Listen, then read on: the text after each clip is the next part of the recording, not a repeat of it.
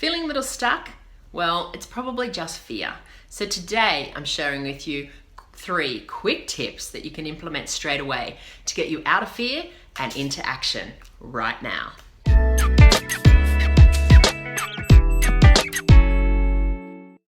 Hi, my name is Jo Wise with jowiseleadership.com, where we work with professional women leaders to help them thrive in their careers and their lives and say goodbye to exhaustion and burnout. We ran a workshop the other night for these fabulous 20 professional women, and one of the topics that came up for us a couple of times throughout the night was fear.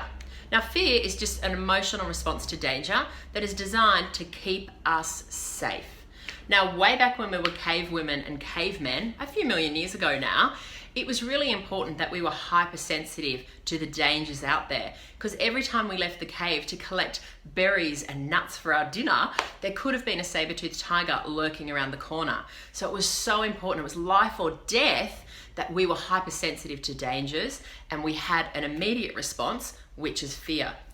Now, fast forward a couple of million years to the 21st century, and we don't have saber-toothed tigers anymore. No.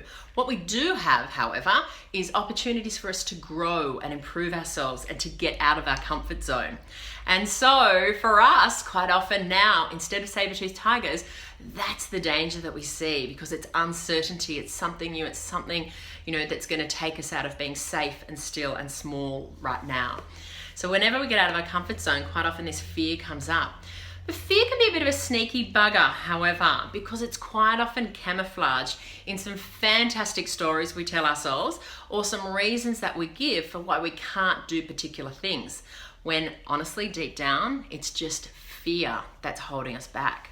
So an example of this could be somebody that I spoke to recently was saying how much they would love to be able to study in a completely different area. However, they're in their 50s now, so, it simply wouldn't be worth it. Now, another person that I spoke to mentioned that there's so many opportunities in another industry and they would love to move to another industry. However, if they did, they would have to start right at the bottom and it would take them years to work their way up. Or maybe that old one of, there's this really exciting job going at work, but I've read the 10-page PD, and unfortunately on page 7 on dot point 64, there's one skill or qualification or bit of experience that I actually don't have. Now, as I said, underneath all of this is just the fear of getting out of your comfort zone. So how do you get out of fear? Well, I've got 3 simple steps for you that you can follow to move yourself out of fear quick smart. The first one is ask yourself, really? Is that really the case? Or am I actually just making some of this stuff up? Because as humans, when we don't have all the information, we just simply make it up. Or as I eloquently call with my clients, we simply pull it out of our butts. Now, so really get curious and ask yourself, is that really the case, or am I making it up? The second thing is, how can I look at things differently?